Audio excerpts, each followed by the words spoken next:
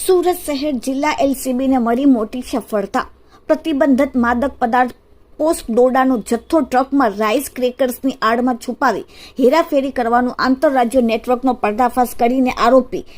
2502.775 kilogram માદક પદાર્થ post દોરડાના જથ્થા સાથે કુલ કિંમત ₹4,04,28,025ના મુદ્દામાલ સાથે ઝડપી પાડી। સુરત જિલ્લા એલસીબી અને પેરોલ ફળલો શાખાના પોલીસ અધિકારીઓને માણસોની અલગ અલગ ટીમો બનાવીને સુરત ગ્રામ્ય જિલ્લામાં ગેરકાયદેસર રીતે થતા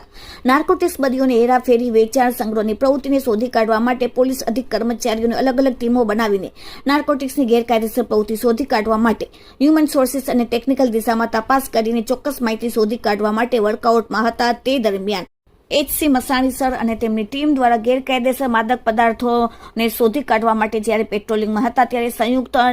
બાતમીના આધારે હ્યુમન સોર્સિસ દ્વારા ચોક્કસ હકીકત મળેલ કે એક Eicher truck number RJ 54GA 1550નો ચાલક પોતાના કબજામાં આઈસર ટ્રકમાં ગેરકાયદેસર રીતે પ્રતિબંધિત વનસ્પતિજન્ય માદક પદાર્થ પોસ્ટ દોરડાનો જથ્થો છુપાવી એના ટોલ પ્લાઝા થઈ મુંબઈથી દિલ્હી જતા national express way number 4 Vadodara તરફ જઈ રહેલ છે। જે હકીકતને આધારે તાત્કાલિક ત્યાં પીછો કરીને ટ્રકને આંતરીને જે અંગેની જાણ કરતા એનજી પંચારી પોલીસ ઇન્સ્પેક્ટર તેમજ તેમની ટીમની સાથેના માણસોને સાથે રાખીને સરકારી પંચો સાથે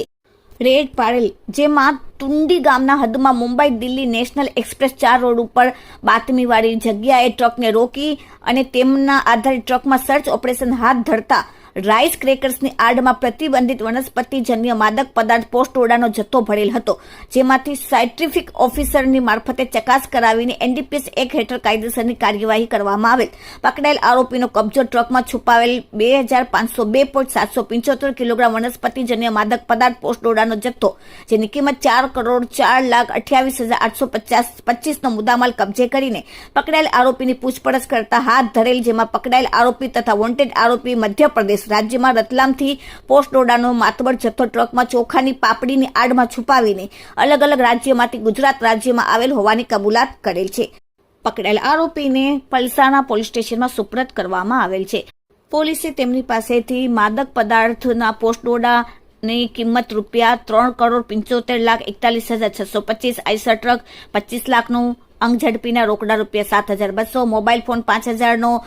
ચોખાની પાપડીની કુલ બેગ 150 જેની કિંમત 3,75,000, ઇનોવેસ બિલ થઈને કુલ કિંમત ₹4,04,28,825નો મુદ્દામાલ જપ્ત કર્યો છે। Bureau report, daily India TV, Surat. અમારી એલસીબી ટીમને ગઈકાલે માહિતી મળી હતી કે જે દિલ્હી મુંબઈ એક્સપ્રેસ વે છે ત્યાં ધુલિયા બાજુથી એક ટ્રક આવી રહી છે અને એક્સપ્રેસ વેથી વડોદરા સાઈડ જનાર છે, ત્યારે આ ટીમે